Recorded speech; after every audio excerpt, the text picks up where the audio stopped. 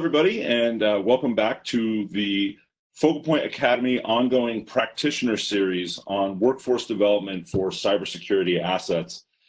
Today, we're actually really excited. We have a really interesting guest with us who's been working with us for a little while now. We have Mr. Mike Scheck, who is the Senior Director of Incident Command for Cisco. He's been there for 15, 20 years. He's been working in security and incident response, both as an individual practitioner, an individual contributor, and he's now actually running their team. So we're very grateful to have him here. Mike, welcome to our interview series. Thanks, good to be here. Thanks. Is there anything I missed in your intro, or anything else that we should know about you? Perfect, that's plenty of information. Great.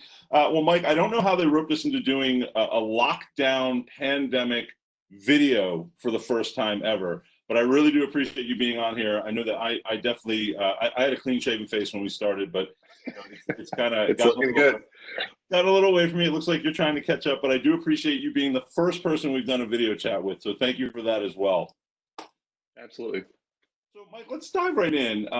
Cisco it's an interesting partnership that we have. You were one of our early adopters with migrating out of our work in the federal and intel community and into the commercial sector. But even going back before that, can you just describe for me your personal philosophy on developing your workforce? Yeah, I think it's an interesting thing because for me, workforce development is really all about the thing that's most important to a team, which is the people. And anyone that's been around in this game for a while knows that you have to continue to invest in and grow your people. And it's a bit of a blind spot for some folks. They buy tools and they invest money in services, but they never invest in their team. And for us, figuring out how to have that workforce development strategy in place to continue to grow and develop people is critical to our success. So it's sort of a no-brainer. When you talk about that, when you talk about developing your people and figuring out kind of who needs what's that process look like for you, whether involving what we do together or just in general? How do you do that? How do you look at your team and figure out who needs what? Yeah, so I think a lot of it comes down to the relationship between an individual and their manager. And my expectation is always that every manager should be talking to every employee about what their goals are and helping them get a realistic picture of where they're at versus where their goals are actually directed, and make sure that they're moving along that path in the right way. And so it really is a very personal conversation that needs to be ongoing. And there are some tools that we have that can help sort of look at where you're at as a point in time and help you figure out what those milestones are. And things like the Focal Point Academy are some of the things that we equip our employees with to help them continue to develop. It's an interesting balance, right? The idea of an individual kind of figuring out what they need and balancing that with the company needs out of that individual. That dance that you kind of do back and forth between what they want to study and what you need them to do, is there a strategy for that where you're kind of pushing versus pulling from them? Yeah, I think it's a good point that the company strategies are always shifting. And from an incident response point of view, you look at things like traditional data center moving to the cloud, and then you've got physical machines moving to virtual machines, moving to containers, and then cloud native APIs, right? And the sets of skills required to understand the security implications and how to do things like forensics and mitigation, it obviously is going to shift as that technology shifts. So we're caught in this position where we're trying to secure the company as it is today. We're looking at where it's moving to, and we're making sure that we understand the skills required to adapt to that shift. And I think if you do your job as a manager well, and if you do your job as someone that is sort of setting the direction for the team well, you can get to this position where the skills that the team has today are what's required to do the job today. But as you start to look where people want to go, and someone says, hey, you know what, I want to be a principal engineer at Cisco in 5 years, you can have that honest conversation and say, well, look, here are the skills you have today. We think in 5 years, you're going to need to understand cloud native APIs and how to do, containerized security and blah, blah, blah, right? You kind of give them the the direction that you see the company going in, and you start building out their skills. So as that shift is happening, you're staying ahead of it, and your staff is developed to the point where they're ready to meet the needs, hopefully before they're even there. Yeah, when you talk about 5-year plans of vision for an organization, is this something that you do annually? I know for me personally, as somebody who's been in workforce development and quote unquote training for a very long time, I don't like to think more than a year out for individuals. But I think companies have those longer range plans. They look farther out in the horizon for that, or further out in the horizon than I like to for an individual workforce plan. Is this something you do annually with them, or from yourself? Do you kind of look at what the organization's doing and then marry up a plan for your team annually? Is that how you tend to look at it? It's, honestly, it's a little bit more often even than annually. I think I don't want to say continuously, but it's close to that. I think, if you expect your managers to be meeting with individual contributors at least every couple of weeks to have those one-on-one career conversations and talk about things like performance, I expect at least every other meeting to have some conversations around what your development plans are. And that means that, once a month, a couple times a quarter, managers should be having those conversations with their employees. And honestly, when I first became a manager, it was sort of a surprise to me that it was one of the things that I enjoyed the most about the job was sitting down to people that were maybe a little bit earlier in career and hearing what they wanted and being able to give them some advice on how they can get there faster and how they can develop. And then to your point, looking at the long-term strategy of the company and just making sure that they're going to intersect at the right time. That's where that balance comes into play. But, I think the strategy piece, yeah, you probably shouldn't be adjusting your strategy on a monthly basis. Even a yearly basis can be painful, but you should, as a good leader, at least understand the direction the company's going strategically and making sure that your people's development and skills are going to intercept that at the right point. I love that answer because it's in my career, it's always been kind of a surprise to me when I've worked with large organizations who don't even have that connection between where the company's going from a technology perspective and then how they're going to develop the team. It's almost like an afterthought. So I love when I hear people say, look, marrying those two things up in a real-time kind of continuous model is a priority. I think that's a great strategy to have. Do you, when you go throughout a year, our classes are not the only classes in the world, but ours are 5 days. A lot of the higher level, more intense things are 10 to 3 to 5 day events. How do you budget for that from a financial perspective and a time allocation perspective? What is that dance like, that kind of art and science for you and your team? Yeah, so the way it tends to work at Cisco is for every employee that's in an organization, you have some budget that's set aside for their salary and some budget that's set aside for workplace resources and benefits and all those types of things. But there is also a travel and training budget that is assigned for every employee. And so, part of your job as a manager is to make sure that people are allocated the right amount of time and the right amount of training. So everyone's different. It's not a one size fits all kind of thing. There are some people that maybe they don't benefit from formal training, or they're at a point in their career where they don't feel like that's the right thing for them to spend time on, say formal security training. Instead, they want to write white papers and go teach classes at conferences and those types of things. So in some of those cases, that means that there's actually additional training budget that's allocated for individuals that can take advantage of it, because it's a pool for the whole team. It's not necessarily you only get this much. And so we spend a lot of time actually laying out a year's worth of plans for, here are the conferences and here are the training events.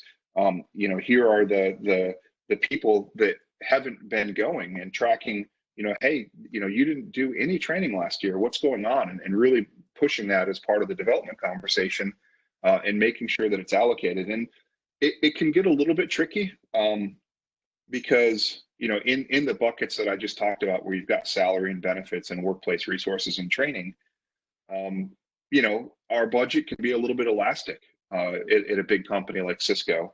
And so one quarter we may be actually asked to cut our budget a bit. And, salary and workplace resources aren't the types of things that we can easily cut. And so training and travel is a lot of times one of the first things to go. So, we try to make sure that we make up for that over the next couple of quarters when something like that happens. And often we end up having a little bit of variance as well, where, there's a little bit of money that maybe another team didn't spend or enough people didn't go to training. And that's why doing things like prepaying for training vouchers or conference fees ahead of time, those types of things can really help us kind of even our budget out over a longer period of time. Yeah, it helps you get it off the book so they can't take it back, sort of thing. Exactly. You mentioned something that I think is interesting. I've heard a lot of organizations in my career pat themselves on the back because they'll say things like, we allocate X amount of dollars to every team member per year. And then when you ask them about how that burn rate goes down, what's their breakage like, it's through the roof. Nobody leverages it. So what I like is that you make funds available, but you also sound like you're guiding people through, like, hey, when you said, we find out who's not doing it, the fact that you even know says that you care about it, and that's a commitment. That speaks to the commitment that you have in developing those people, which I certainly admire. It sounds like your team must be aware of the fact that you have these expectations through these meetings that you're having, through kind of guiding them through and saying go out and get this, or offering them these different sorts of options, whether it's conferences or classes or things like that. Are you focused when they go to take this training on what they come back with? And what I mean by that is, we've talked a lot about, you and I, about certification versus skills development in our relationship. When people say they want to go do something, what are you looking for when they come back? Yeah, it's a great question. For me, what I care about is the skills. And again, it comes back to what's the strategy of the company and what are the skills of my team? What are the gaps? How do we close those? So certifications aren't something that I put a lot of value in to achieve my goals as the leader of a team. However, I know that people are all motivated very differently. And sometimes we can use certifications as a motivating factor to get people to actually acquire the skills. And again, a lot of this realistically becomes a very personal thing. Development is very personal and it needs to be tailored. You need to understand what skills someone has, what the gaps are, how to deliver the training, the content, the skills that they need to move forward. And sometimes certifications help us with that, but for me, it really is truly about the skills. Yeah. No, I appreciate that. And in a little bit, I'll ask you some questions about Academy specifically and what you like. But setting Academy aside and what you do with us, what sorts of other events, other classes, what sorts of development do you leverage for your team? Well, it's an interesting question because I joke around sometimes that for me, development isn't always just about the skills. So there is that sweet spot where you're trying to build up the skills for the team to match the needs of the company. But there's personal development and just the fact that people need to keep growing. So there's been times where we've had employees that maybe didn't have a development plan that was really aligned to skills, but they wanted to go take an art class, right? And it may not be readily apparent how sending someone to an art class is going to help the organization, but at the same time, it's growth and learning for an individual. And so those are the types of things that I encourage. And funny enough, people going to art class ends up being the type of thing where, wow, now we've got someone that can actually help us develop content that looks a little bit more professional, that's going to executives and those types of things. So a lot of times, even just personal development that doesn't seem related pays off for the broader team. So I really just want people to continue to grow regardless of what it is. But we also do have this demand to meet the shifting needs of the company. And so the real answer to your question, the thing that we've spent the most, the organization that we've spent the most time working with is first.org.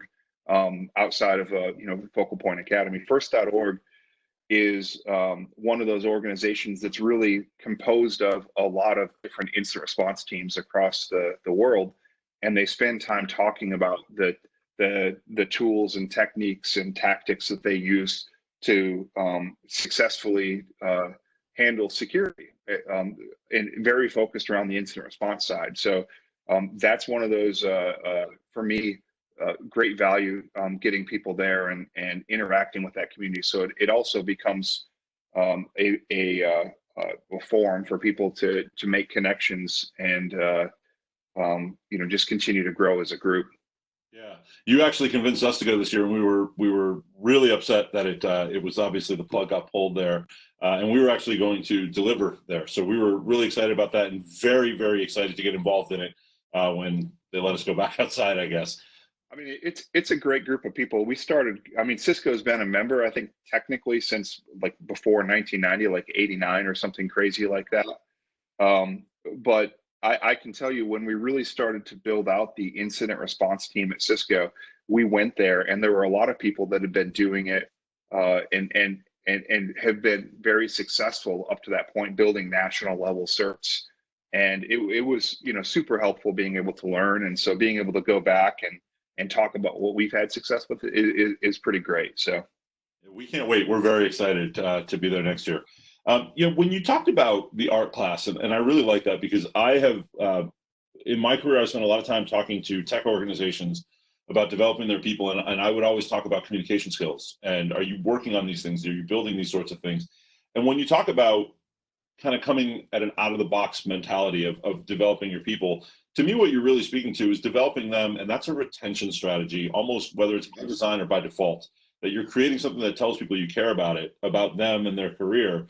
And, that makes me kind of think, and to switch gears a little bit here, what is your biggest challenge right now when it comes to workforce? Is it retention? Is it finding people? Is it developing them? What do you, when you say, this is going to be my big challenge? Obviously, COVID-19 changes everything, and we have a new definition of challenge right now. But when it comes to your workforce, what's a challenge for you overall? Yeah, it is difficult to attract new young talent for us. I think that's been a challenge. When I started at Cisco back in 2000, Cisco was like the cool place to work. It was number 2 on the Fortune list, and I think SaaS was number 1. And I worked with a lot of people that were really angry that we weren't number 1 on that list. Right? They felt like we were robbed. And so that's not necessarily the case today.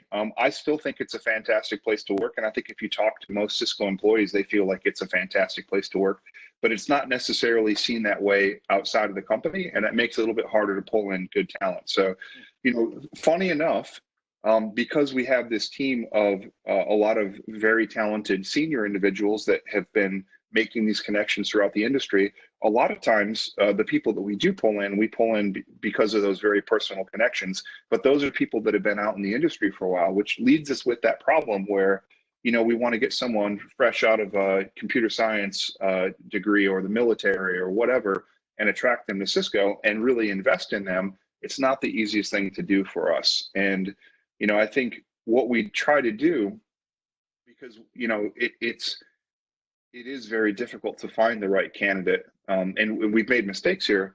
We spend a lot of time, instead of looking at the skills, maybe what university they went to or what degree they have, spending more time looking at them and saying, what are their problem solving capabilities?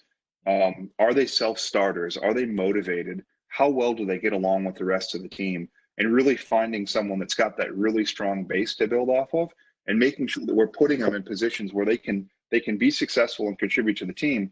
We can continue to invest in them and build them up to the point where they're then going out and pulling in that strong talent because they're known in the industry after doing some great things within the team. So I think that was probably the biggest surprise to me when I came to Focal Point Academy, that I thought the biggest challenge was going to be senior level people, and over and over and over again from our customers, across verticals, this is what we hear, is that it's not finding those people that are 15, 20, 30 years, they've been in tech forever. It's finding people that are young in their career, that have maybe that I use the word baseline, right? They have enough to get them started and want to take this path. And I think it's interesting that you say, you kind of tweak what you're looking for, and it's more, it's less about aptitude and more about, I don't want to say attitude because it's a catchy thing to say, aptitude and attitude, but you're looking for a mindset and kind of a core ability and a desire.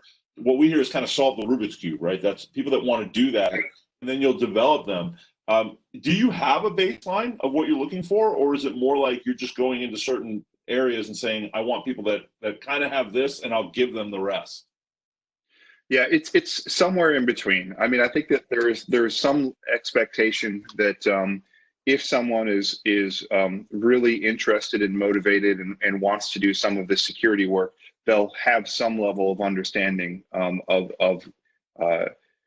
what's in the field. But I've hired people honestly that had a finance degree and hadn't done anything with computer science, or someone like I said, out of the military, who hadn't had a whole lot of time even in a operational IT role, but just had the right attitude and was learning very quickly. So the thing that has helped us with that is we have a large team that's broken up into a lot of different functions to support incident response. We have analysts and investigators and threat intel specialists and security engineers. And there are all different levels of skills required for the different roles and specialties and those types of things. And so we do have a little bit more flexibility about getting people and investing in them and finding the right place where they can start making a difference and contributing to the team while they're growing. And I know that there are some smaller teams, it's a little harder to do that. And you do have to have a solid baseline and a minimum set of skills before you can really come in and contribute at all. Yeah, it kind of leads beautifully into my next question. One of the things that I've found a lot of proactive versus reactive organizations are always struggling with is this idea that if I spend too much time and energy developing these resources, they're going to leave. They're going to take that and go somewhere else, versus a methodology or a thought process, or I guess a philosophy is a better way to say, of if I don't develop these people, they're going to leave. And I think it's a valid back and forth. I talk a lot about the kind of the art and the science. How do you look at those two things? Do you care about overdeveloping that they'll leave? Is that even on your radar? Or is it more like, I would rather develop the heck out of these people? Well, I'll just tell you my personal philosophy, and it's not necessarily as aligned to, anything that's terribly well informed. So this is just the way I look at it. Story of my entire life right there, just so we're right. I mean, realistically, my experience has always been people do the best job at their work when they're working on what they want to be doing, and when they're doing that well.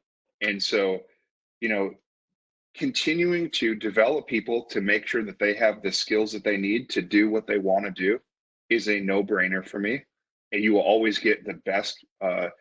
Number one, you'll have loyalty because you've invested in your people. You'll have people that are happy, that are working hard because it's what they want to be working on. And as a end result, I think you will have good retention from it. I think that you can certainly underinvest in your people and tell them, you're just here to do a job and we don't care about you. Yeah, they're getting a paycheck, but there's a lot more that people get out of work than a paycheck. And that's why I think we've had really good luck with retention in our team, to be honest. Yeah, I think for an organization like yours, for a company like Cisco, I would think, and this is going to self-serve me to get me to my next question. I would think with the amount of avenues that somebody could pursue, when they start somewhere with Cisco, there's so many ways that their career can develop. That to me, that would be an incredibly exciting, potential future for me if I was a young person in my career. And I have a lot of gray in my beard, and clearly I'm not a young person in my career. But let me ask you this: when you talk about Cisco used to be number 2 on that hot, cool place to work thing, and those lists of kind of where people want to go, how do you look at Cisco in the security world differentiating itself as a place that somebody either young, mid, or senior level should want to go work?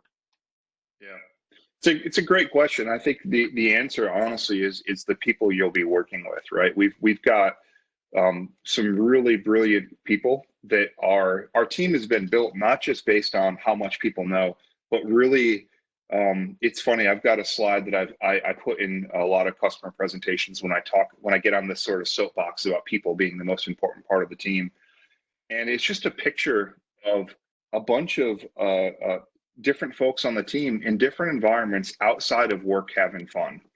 And it's a culture of people that want to spend time with each other. They're friends. They like working with each other. And in the incident response world, there's a lot of times we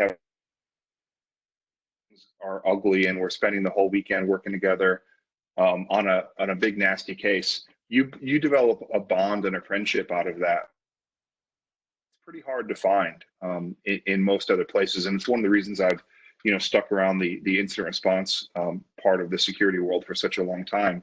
And so I think people see that, and from the outside, it seems very attractive. Like there's this group of people that are all doing cool stuff, and they all get along really well, and I want to be a part of that. And then when they come in, they find that there's even more of a tightness and a bond than they saw from the outside. So, I think that is one of those factors that attract people that is hard to discount.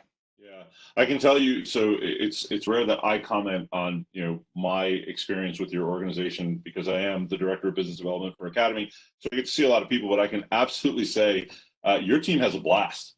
I've gotten to hang out with some of the people that you work with, and it's painfully evident right away that they have a very tight-knit thing going on, and that they're their own entity, and they have a lot of fun, and I can absolutely attest to that. So let me ask you this. So here's my other self-serving part of the interview. I'm very curious. You were an early adopter for us when we went into the commercial sector. I mentioned that earlier. What was it about Academy that made you say, I care about developing my people, I want to work with these guys? Yeah. There were a couple of things that I liked right away. And the way it went down is, we're constantly having conversations with folks outside of Cisco that are saying, hey, have you looked at this service or product, or, would you be interested in partnering with us on XYZ? And, it's silly not to look in and investigate those, even when you're sort of cynical and skeptical that there's going to be any value in it. And, transparently, when Focal Point Academy talked to us, that was sort of how we felt was, hey, check this training out. Well, there's lots of other training out there, but I sent someone on the team that was a little bit more junior. And I said, hey, go take a look at their website, find something that seems interesting, and give them a call and schedule it. And that didn't work, right? He looked and said, I want to take that class. And someone from Focal Point, I think it might have actually been you, called him back and said, hey,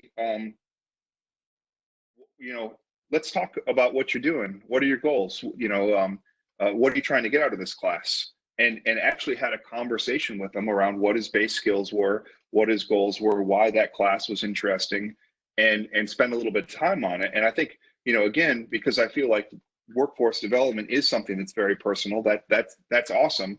But there's some other things on top of it that make, my life as a director of a team even better, which is, taking some of those assessments across the larger workforce and doing skills assessment at an individual level and looking at where your skill gaps are as an organization and making that material available to the managers and myself is awesome, because we can then take a look at it and say, number one, I thought we were here, we're actually over here, so we're off a little bit. That's interesting. And it looks like there's a couple of critical skills we're missing across the organization. And, maybe it's not in our core mission, and that's okay. Maybe everyone doesn't have to understand malware reverse engineering or something along those lines. But here's something that I feel like is pretty important, and there's a gap. So let's invest in that, and maybe even have someone come on site and deliver training for the broader team. And, again, having that personal level of assessment and skill mapping and the ability to have that delivered to the broader group, I think was something that was really cool, and I hadn't seen anything like it outside of Focal Point. Yeah, for us, it's evolved, right? From that first time where it used to be a manual thing and I will tell you, it was not me. It was somebody much smarter than me. I just told them to call. But, we used to do it manually, and now it's that screening tool you mentioned. We don't let people self-select, and for a very good reason, kind of like that, when people pick things that aren't really the right fit for them, or they overestimate, I think it's the Dunning-Kruger effect, right, where they overestimate how good they are at something. We just saw that so much that it wasn't giving a value to our customers, put people in the wrong classes. How big a pivot, that screening tool that you mentioned is new for us within the last year, that's new. The other thing that's new for us, obviously, was the pivot to virtual, which was in the works for a long time, as you know, and obviously with everything happening in the modern world, not sending your people on airplanes was a big deal. Has that affected your view in general of training? What your thoughts on going virtual in general, and just kind of specifically to what we're doing? I'd love to hear. Yeah, so, I think, again, it does tend to be a very personal thing. And I can say, like, I've done, in-person training, virtual training, and then self-paced training online. And I know what works well for me, and I know that like generally the self-paced training online just doesn't work for me. I feel like I have to have a little bit more structure and a little bit more urgency to the training. And the self-paced stuff online, I would tend to spread out over too long, and just basically, if I had 90 days to do it, day 89, I'm cramming it all in, that sort of thing. And that's honestly the way it's been a few times. So, in person, some people love being in person. They like being next to their peers, and they like having that physical interaction and conversation with their instructors. But there's a lot of disadvantages to that. You have to have the class in a region that you can bring everyone into, or you have to have enough critical headcount there to justify bringing the class in. When we look at our team, we've got people on a lot of different continents, right? We've got people in China and India and Australia, the US, et cetera. And so really the virtual training is a really nice tool to have in the tool bag, even without the COVID-19 stuff. But with COVID, realistically, it's the only way we're going to be able to deliver this training. So, I think it's an awesome evolution. And I think even when all this craziness is gone, it's something that should be in the toolbox to help out, again, because the training should be the sort of thing that's the right solution for the right people. Yeah, I think of self-paced e-learning as like a library card, right? Everybody's got one, but not a lot of people use it, and it's cool.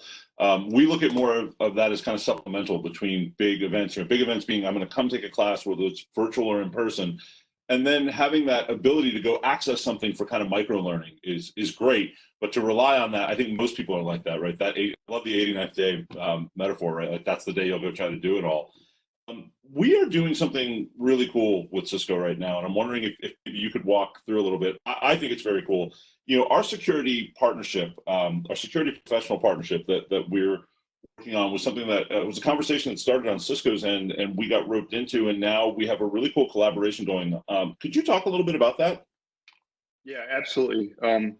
So, Cisco's for a long time been known as a vendor, a company that actually had some certifications that were very technical and carried a little bit of weight behind them. CCIE is the one that's Yep. Sort of been the gold standard for certifications for a long time.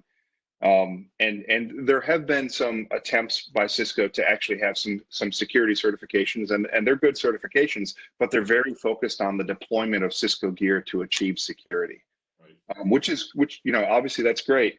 But realistically, there's a whole ecosystem for cybersecurity that people need to understand to be able to step into, say, a SOC role or an investigations role for cybersecurity forensics, or fill in the blank, vulnerability management.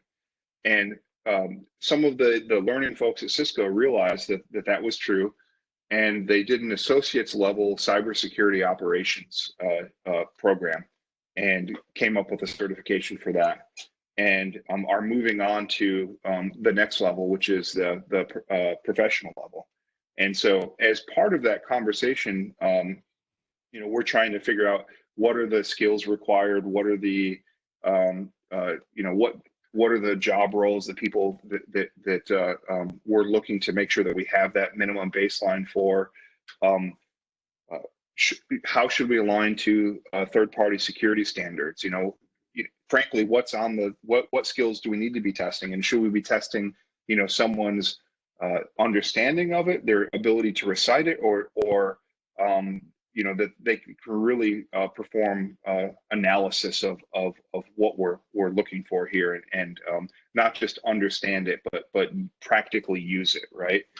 And as part of that, we're actually partnering up with Focal Point to develop some of the content there. And funny enough, there's a guy, Gary McIntyre, that I ran into talking to Cisco customers years ago, and he was coming in and talking about how to build SOCs, and usually when those conversations happen, and then I come into the room, there's this really awkward moment where we're saying totally different things to the customer. But Gary was one of those guys that, he's done this for a long time, and he gets it.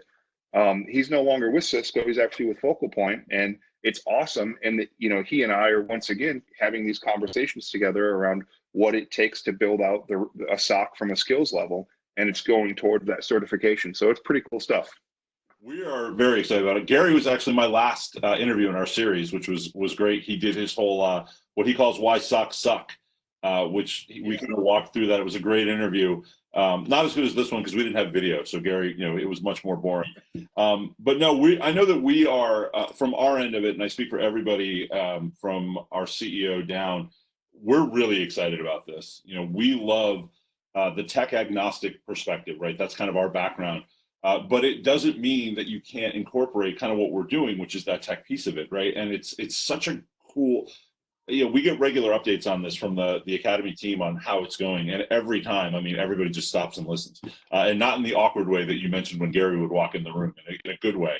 That said, with what we've got going on now, with everything you talked about, this is my last question for you. What do you think the future holds for Cisco and Focal Point in our relationship, or in general for you, how you develop your team? When you look out, when you talk about 5-year plans and you look at your team, are there things that you wish were out there that aren't, that you want to see, that you want Focal Point to step up, or just in general, like your thoughts on the future of workforce development? I'm really curious to hear what your thoughts are.